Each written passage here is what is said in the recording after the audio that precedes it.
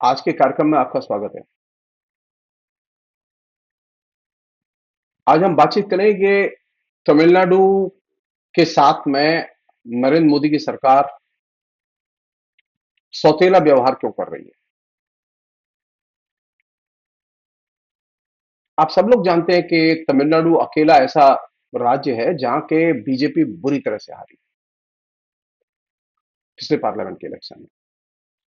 नरेंद्र मोदी बहुत कोशिश करते हैं लेकिन उन्हें सफलता नहीं मिली और इसका पनिशमेंट निश्चित तौर पर तमिलनाडु की सरकार को तो वो देंगे, क्योंकि जो जहां जनता उनको हराती है वहां वे पनिशमेंट देते हैं। उस राज्य के अधिकारों पर, जनता के आर्थिक अधिकारों पर वे हमले करते हैं।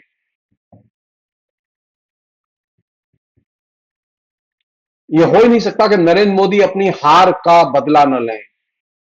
वो दिल्ली में बदला ले रहे हैं, वो दिल्ली में हारे, दिल्ली में बदला ले रहे हैं। जहां जहां वो हारे हैं वहां वो बदला ले रहे हैं, वो छोड़ते नहीं है।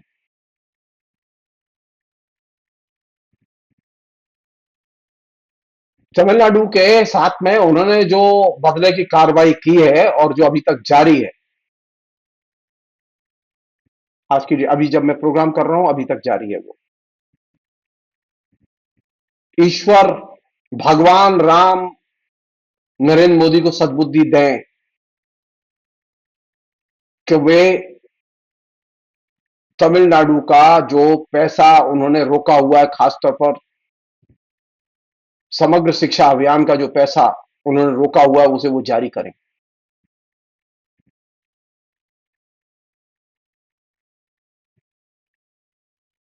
सीधे सीधे राज्यों को धमका के, जबरदस्ती करके, राज्यों के संवैधानिक अधिकारों पर हमले करके नरेंद्र मोदी शासन करना चाहते हैं और इससे राज्यों के साथ में केंद्र का टकराव बढ़ेगा। ऑलरेडी ऑलरेडी उन्होंने दिल्ली के जितने भी उपलब्ध अधिकार थे वो तकरीबन सारे अधिकार छीन लिए। ऑलरेडी उन्होंने जम्मू कश्मीर की जनता के सारे अधिकार छीन के उसको एकदम अधिकारहीन बना दिया, एकदम केंद्र शासित राज्य में कन्वर्ट कर दिया, उसे एक संप्रभु राज्य को विभाजित कर दिया। मणिपुर को नरक बनाए हुए हैं। मणिपुर के मुख्यमंत्री के पास में अधिकार नहीं है। मणिपुर में मुख्यमंत्री तो है लेकिन मणिपुर के मुख्यमंत्री के पास अधिकार नहीं है। अधिकार उन अधिकारियों के पास है और आईएएस आईपीएस ऑफिसर्स के पास है जिनको कि दिल्ली से पोस्ट किया गया है वहां। वे लोग चला रहे हैं वहां प्रशासन।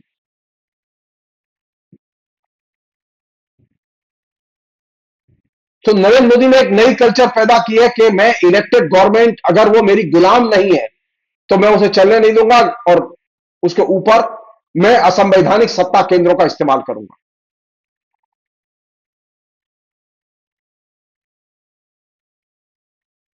कहीं राज्यपाल इस काम को करने में उनकी मदद कर रहे हैं, कहीं वो सलाहकार जो भेजे उन्होंने वे मदद कर रहे हैं, कहीं वो डायरेक्ट सीधे सीधे बुलडोज कर रहे हैं। तो एक नए किस्म की संवैधानिक बुलडोजर कल्चर जो कि राज्यों के अधिकारों पर हमले करने वाली कल्चर है, वो बहुत तेजी से संप्रसारित की जा रही है और इस पर कायदे से ध्यान देने की जरूरत है।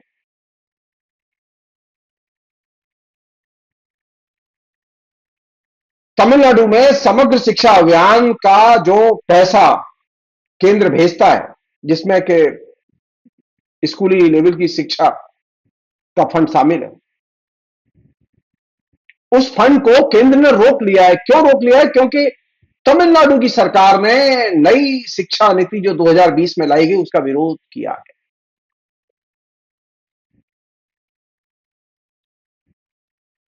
सवाल यह है कि आपके यहां एजुकेशन जो है वो संवैधानिक तौर पर किसके पास है? वो कंकरेंट लिस्ट में है। राज्यों की अपनी से है, राज्यों की अपनी भूमिका है, राज्यों का अपना पाठ्यक्रम है। आप उसमें हस्तक्षेप नहीं कर सकते। और ये जो समग्र शिक्षा अभियान का जो पैसा रोका गया है, ये मतलब नर्सरी से लेकर 12 तक की टीचिंग, स्कूल की व्यवस्था, सैलरी, इंफ्रास्ट्रक्चर, डिजिटल एजुकेशन, जो एडमिनिस्ट्रेटिव रिफॉर्म है उससे जुड़ा हुआ vocational education, sports, text book की ग्रांट, यूनिफॉर्म, लाइब्रेरी, इन सब का पैसा इससे आता है।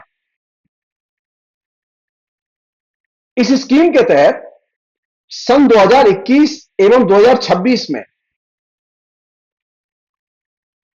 2.94 लाख करोड़ रुपीस रखे गए थे। 2,94,000 करोड़ रुपया, 2,94,000 करोड़ रुपया रखे गए थे। इसमें रेशो यह था कि 60% केंद्र खर्च करेगा और 40% राज्य खर्च करेगा। लेकिन तमिलनाडु को 2024-25 में इस स्कीम में 3,586 करोड़ रुपए तय किए गए। इसमें केंद्र को 2,152 करोड़ रुपए देने थे।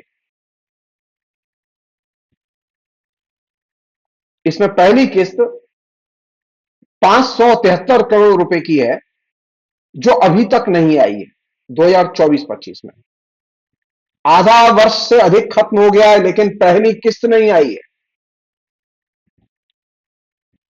मुख्यमंत्री स्टालिन ने पीएम को पत्र लिखा और कहा कि केंद्र ने फंड देने के लिए शर्तें लगाकर सही नहीं किया है। केंद्र ने PM school for rising India scheme के लिए सन 22 से 27 के बीच, 2022 से 2027 के बीच इस स्कीम के लक्ष्य को रखते समय 14,500 मॉडल स्कूल पूरे देश में खोलने का निर्णय लिया और इसे नई जो शिक्षा नीति जो नरेंद्र मोदी की सरकार ने 2020 में लागू की, उसका इसे आदर्श मॉडल कहा। कितना पैसा खर्च हो रहा है इसमें? 14,500 स्कूल मॉडर्न खोले जाने, जो कि आदर्श स्कीम है। इसकी लागत है मात्र 27,360 करोड़ रुपए। अगर आप पूरी नई शिक्षा नीति और उससे जुड़े हुए तमाम पहलुओं को ध्यान में रखें तो यह बहुत छोटा अमाउंट है। ये छोटा प्रकल्प है, ये महान प्रकल्प नहीं है। केंद्र को अब तक तमिलनाडु 10 पत्र भेज चुका है कि उनके पैसे रिलीज किए जाएं। 1 सितंबर 2020 से लेके अब तक 10 चिट्ठियां भेज चुके हैं, लेकिन वो अभी तक उन्होंने पैसा रिलीज नहीं किया है। बार बार उनसे कहा गया कि आप एमओयू साइन करें तो हम पैसा भेजेंगे। इस एमओयू को साइन करने का मतलब है कि नई शिक्षा नीति को पूरी तरह लागू करना।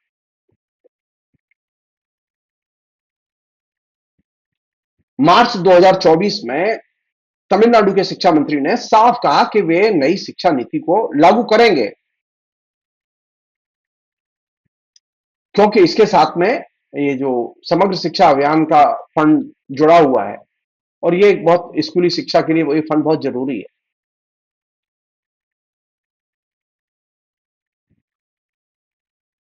समग्र शिक्षा अभियान का जो फंड है वो सन 2023-24 के ईयर का, उसकी तीसरी चौथी किस्त का पैसा अभी तक नहीं आया। साथ ही इस साल का पूरा पैसा अभी तक नहीं आया। जुलाई में 2024 में राज्य ने एक एमओयू साइन किया, जिसमें जो सरकार ने, केंद्र सरकार ने एमओयू भेजा, उसमें कुछ मॉडिफिकेशन करके उन्होंने साइन किया। केंद्र सरकार ने इसके बावजूद भी ये पैसा नहीं भेजा। केंद्र सरकार का कहना यह है कि जो संशोधन किए गए वो हमें स्वीकार्य नहीं है।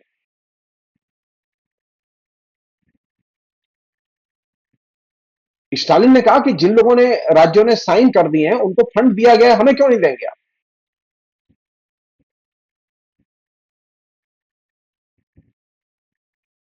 तमिलनाडु हिंदुस्तान के सबसे बेहतरीन राज्यों में से एक है और उस बेहतरीन राज्य को फंड देने से मना किया जा रहा है।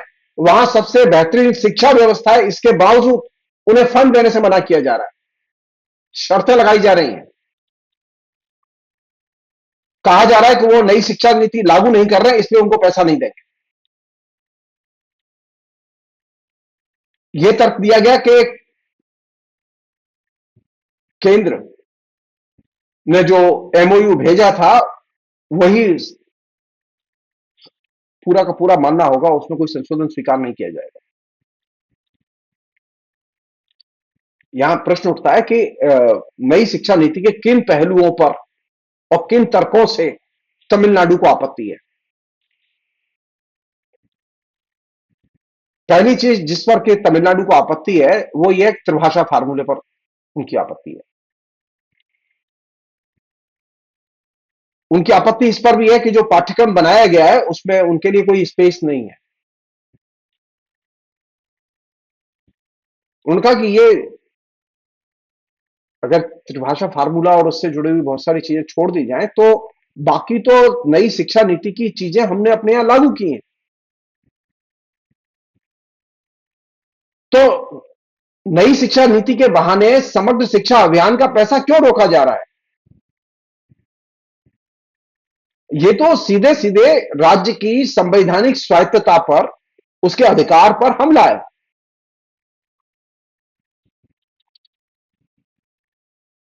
एक और चीज है जो कि इस संदर्भ में उल्लेख नहीं है, वो ये कि तमिलनाडु ने अपनी एक शिक्षा नीति बनाई हुई है, उसका मसौदा जुलाई में पेश किया गया और उसमें कहा गया है कि वे कि राज्य 5+3+2+2 पाठ्यक्रम फार्मूले को लागू करेगा।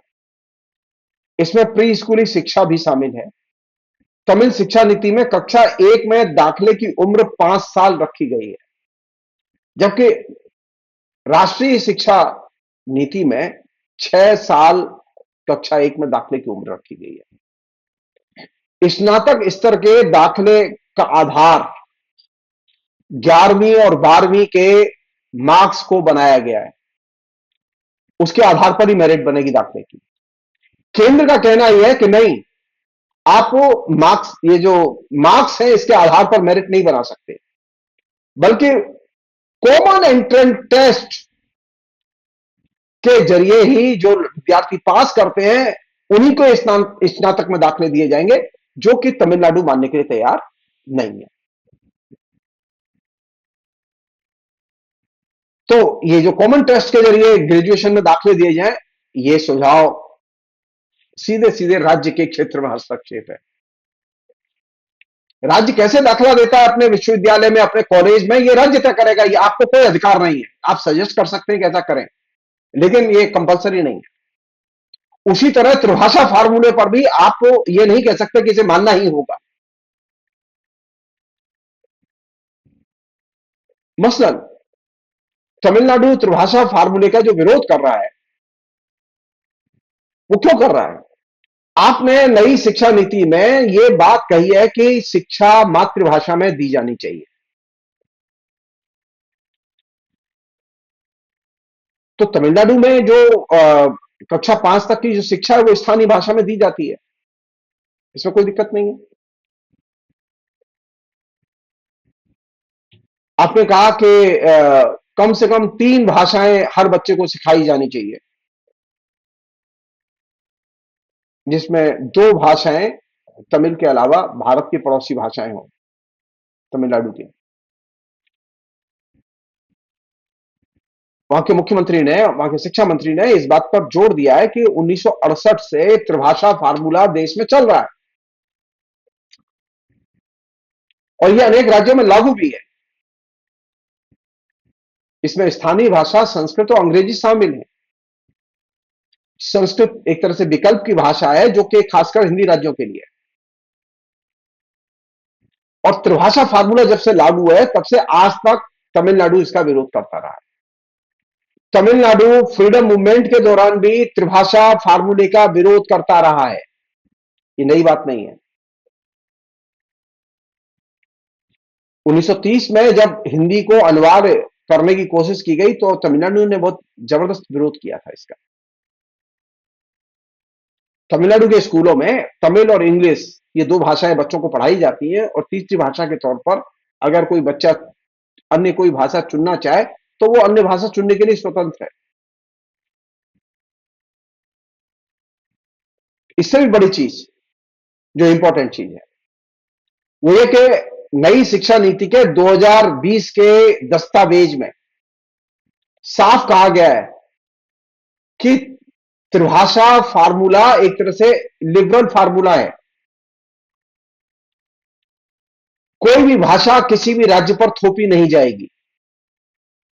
इसका अर्थ यह है कि त्रिभाषा फार्मूला लागू करना अनिवार्य नहीं है।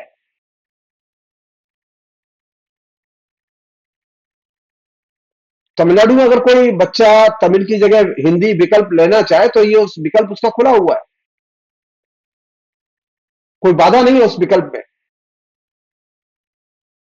लेकिन सरकार इस चीज को समझने के लिए तैयार नहीं है। सरकार अपने ही डॉक्यूमेंट को ठीक ढंग से पढ़ के लागू करने के लिए तैयार नहीं है।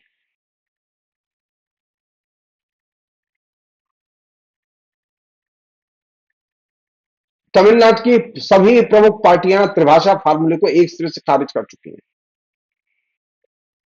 इसके बावजूद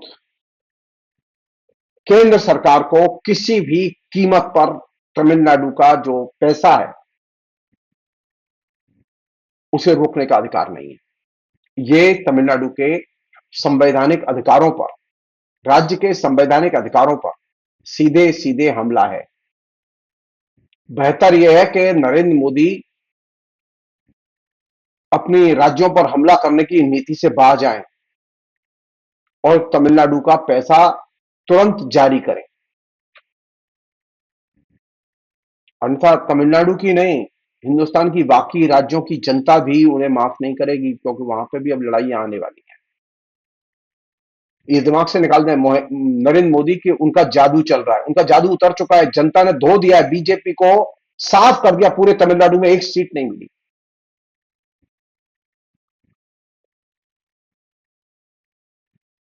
नरेंद्र मोदी की जादुई इमेज के धुर्री उड़ा के रख दी तमिलनाडु की जनता ने। ये गलतफहमी दिमाग से निकाल दें वो लोग। और वहां जब आंदोलन शुरू होगा तो वो आंदोलन थमने का नाम नहीं लेगा। ये सीधे सीधे राज्यों के अधिकारों पर हमला है और ये हमले रोके जाने चाहिए। फिलहाल इतना ही।